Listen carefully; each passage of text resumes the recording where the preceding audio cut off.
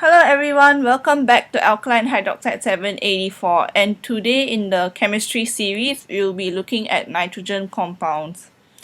So this is the last one in the organic chemistry part of it, and the next one will probably have there's two more physical chemistry topics. So for now, let's just go into the learning outcomes. So the first learning outcome is the formation of amines as exemplified by ethyl amine and by phenyl amine. So to get ethyl amine, you can reduce amides and nitriles using your favorite LiAlH4. So that's the usual routine, nothing new. Yeah, like nothing much to say about that. And then for phenyl amine, you can do the same thing. You reduce nitrobenzene this time. So for ethyl amine, you can either use your amide and then reduce it, or if you have a nitrile, you can then reduce it. But for phenyl amine, you have to get something like nitrobenzene, because that's where the N is directly attached to the benzene, and you have to reduce that instead. Okay, so yeah, the conditions will be written there as usual for everything that I'm going to be talking about today. So the second learning outcome is the reaction of amines when, to make salts for that matter. So amines are technically alkaline, I guess, basic. And if you put some, HCl or something, you get a salt. So what kind of salt will you get? Well, if you think of ammonia, for example, if you put HCl and ammonia together, you will get ammonium chloride. So if you think in the same way for for amine, you would you would then get something like, how do I put it? So if it's like RNH2, and then you plus a HCl to it, you will then get RNH3 plus Cl minus. So that's the salt. That's like the quaternary ammonium salt. It's not really a quaternary salt, but yeah, it's a salt. That's the point. So that's what happens. You can kind of think of the same kind of thing happening with other acids as well. It's just that the actual number, like you think of this in as a +1 cation, and then the Cl minus is a -1 anion, so it's just 1 to 1. But if it's something like sulfuric acid or some other anion that is -2, then you need two of this to join with it. Yeah, so just use your common sense in that. So the next learning outcome is about the basicity of amines. So first we will look at the basicity of primary, secondary, and tertiary amines in the gaseous phase. So we're going to look at them as Lewis bases, which means that we look at them by their ability to share their lone pair of electrons, and that will be done by seeing, like, the dative bonding, right? Like ammonia can do dative bonding with another H to give you the NH4 plus and cation, right? So likewise for this, you try to see how well it will donate its lone pair of electrons or do dative bonding to become that so-called conjugate acid or the cation per se. So for that, we have to look at how the substitution affects that, right? So by substituting more and more, let's say, alkyl groups into the nitrogen, alkyl groups are actually somewhat electron donating, or like they tend to make the nitrogen more negative. So by making it more negative, it will want to repel that last lone pair of electrons and give it in terms of dative bonding. It will actually do that more. It's like more likely to do that, and therefore it's more basic.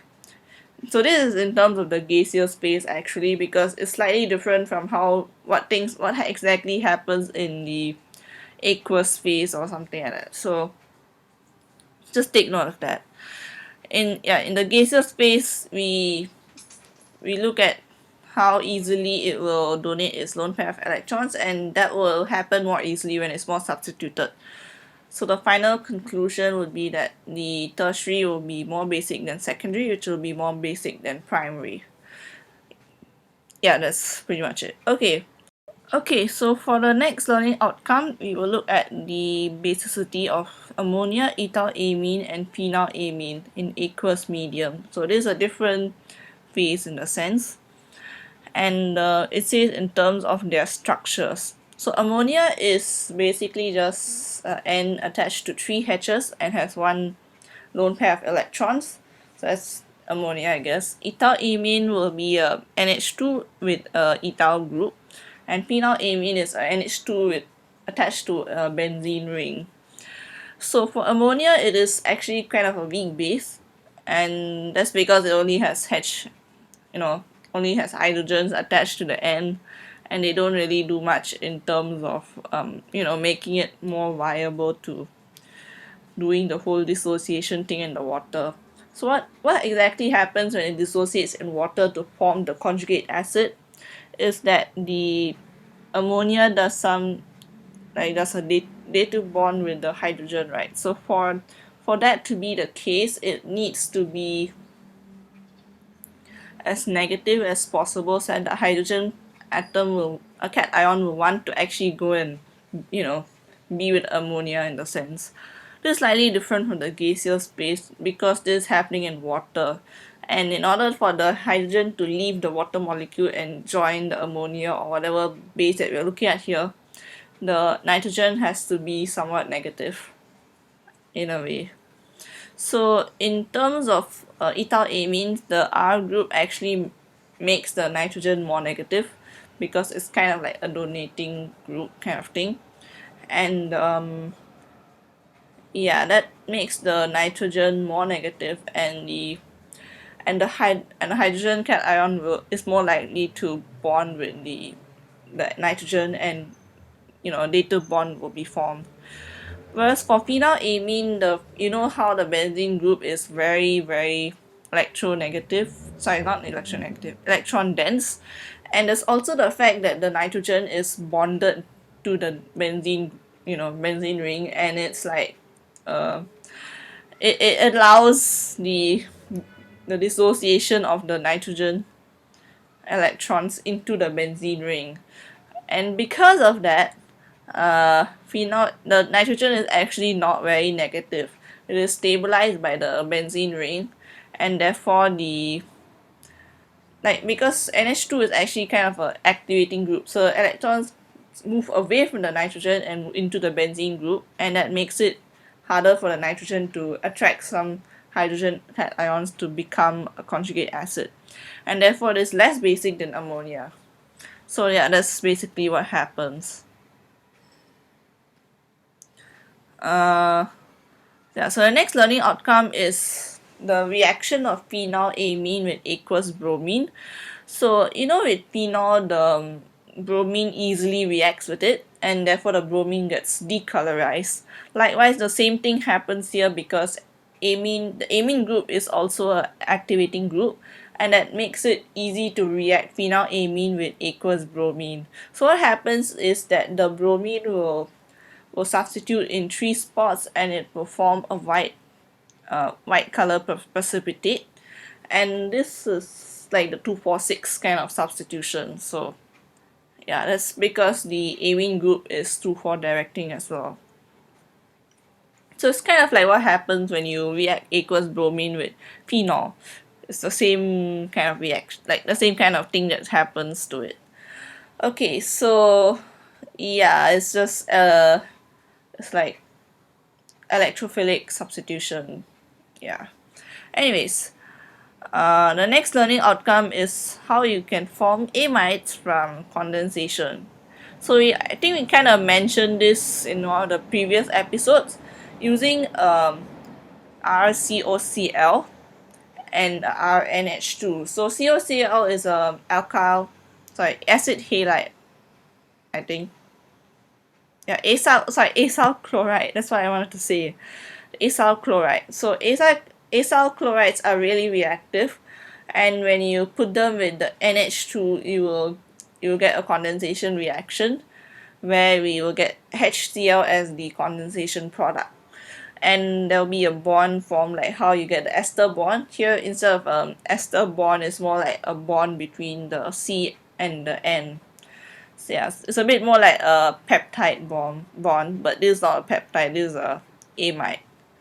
Okay, so this amide has a bond between the C and the N, which, yeah, it's almost like having a reaction between the acid and the base. It's almost like that. So in a way, it's a neutral product, because the nitrogen's electrons, like the nitrogen is bonded to the carbon, and the carbon is bonded to a double bond oxygen in a sense, and this means that the electrons has a very high chance of just delocalizing and just moving around those three, and this will pull the electron away from nitrogen and makes it almost neutral, like basically doesn't want to attract any hydrogens towards it. Yeah, hydrogen cations for that matter. So it won't do all that dissociation stuff if you put it in water and all that kind of thing. Okay, so the next learning outcome is what you can do with the amide then. What's the chemistry that you can do with it? Well, first of all, you can hydrolyze it back, because if you put some alkali or acid, that the thing that formed the amide is technically a acidic thing and a alkaline kind of thing, like the groups. So once you put something like alkali or acid, it is likely to hydrolyze back into the constituents of the two of them. So the conditions, I'll write it down on the paper. So the other thing that you can do with it is to reduce it back to an amine using lithium aluminium hydride. So what does this mean? Basically, we have the C double bond O bonded to an N, which is bonded to a different, like to a H, and then the rest of the other R group. So when you reduce this, well, you will kind of get a amine. So yeah. Right, so that's what happens. I'll just show you how it happens. Okay, so the next learning outcome is about the acid-base properties of amino acids and the formation of Zwitter ions. Okay, so what is a Zwitter ion? First of all, it is spelled ZWITTERIONS. It's so hard to say. Okay, so this Zwitter ion is basically a molecule where the overall charge is 0, but there are still individual localized charges on the molecule itself. So maybe one end is positive and one end is negative, but if you plus and minus, you get 0. Kind of +1 -1, you get 0, that kind of thing. So how does this work with amino acids? Well, first of all, an amino acid is what we would have. What do you have if you have a carbon in the center? One end is a R group, one end is a NH2 group, one end is a COOH group, and the last one is the last one is what? H, I guess. So yeah, so from here you can kind of see what an amino acid is. So using this idea of what an amino acid is, you can kind of see that it has a amine group and a COOH group. And in a solution, the COOH will give its H to the amine group if it's a neutral solution, or a solution that's neutral to that particular amino acid. And that would create one plus charge and one negative charge. But of course, this is not the case for all of them, because some of the R groups actually have their own COOH or NH2 kind of groups, which would give additional charges, which means that it may not actually be a Zwitter ion at neutral pH or the isoelectric. And the isoelectric point may not be equal to the neutral pH. So how does this work in a real amino acid? So if I look at this example of glycine, which is the simplest amino acid, which only has a NH2, a COOH, and two H's. So yeah, the R group is a H basically. Yeah, so its pKa values are 2.35 and 9.78. So what does this mean? At 2.35, we have one pKa thing going on, and at 9.78 is the other one. So we know it has a NH2 group and a COOH group. So at a pH below 2.35, we have primarily a cation in the sense, which means that yeah, the NH3 plus will be plus, because at a low pH there's a lot of H plus cations. So think of it this way: when there's a lot of H plus, you're more likely to like the NH2 group will naturally take the H and become a plus in the sense, and the COOH will also have the H. So think of having the most number of H's as possible. So what's the resultant charge? It is a plus, it's a positive charge. But after 2.35, the NH3, like the COOH group will lose its hydrogen, because it is the first one, it is the more acidic group, so it will lose its hydrogen first as the pH increases, and it will become a COO minus. But the NH3 will still be a NH3, and therefore the charges will balance out, a plus and a minus, and it becomes a neutral bitter ion. So it will be like this until we reach the second pKa, which is 9.78, after which, at that particular pH, the H plus ions are really low, like the concentration is very low. So what you can think of is that you're trying to remove as many H plus ions as possible, and that would mean that the NH2 will also lose its extra H. So NH3 I mean. So it will become NH2, and the COO minus will still be a COO minus, and therefore it will become an anion, it will be negatively charged. So using this knowledge, like you can use this as a heuristic to figure out what's the charge on a amino acid at different pH. Yeah, so please don't get confused by this, because this can actually be somewhat confusing for some people, including me. So yeah, I use the idea that at a lower pH there's more H, so it's more likely to be positive. The higher pH there's lesser H, the thing is more likely to be negative. And the most acidic groups will lose their H first as the pH increases. So think of it that way. Okay, cool. So if you're wondering whether the R group COOH or the main COOH will be more acidic, I don't think they'll really ask you in that to that great of a detail. They'll probably just ask you what's the charge at a certain point. So just think of it that way. Anyways, or they may actually tell you what's the pKa of the individual groups, which will make things a little bit easier for you.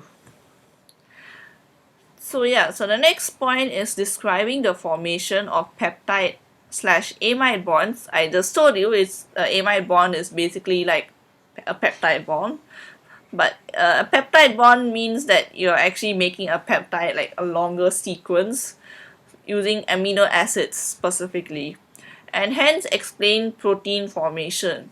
So how do you form peptide bonds? Well, the same way you make an amide, by condensation. So basically the COOH will react with the NH2. So this time it's not an acyl chloride, but instead of just a carboxylic acid and an amine group. So these two will react, and you get water, and it becomes a peptide bond. And yeah, that's pretty much it. You just repeat this a bunch of times and you get a protein. Well, of course it sounds very simple like this, but in reality the whole process has quite a few steps, because in a cell you have this you have the enzyme that will make the protein, and those enzymes will be like this process is kind of like part of the central dogma. I think this is more of biology already. So basically the DNA will be trans translated into a wait, so translated or transcription? Which is which? Okay, so DNA will first be read, and then you will create an RNA that is complementary to the DNA strand. And then you use that RNA, you read it, and then you translate it into a protein. So that's what happens, and by reading each codon on a RNA strand, you will need to choose the correct protein and then put it in that order, and then you get a protein string.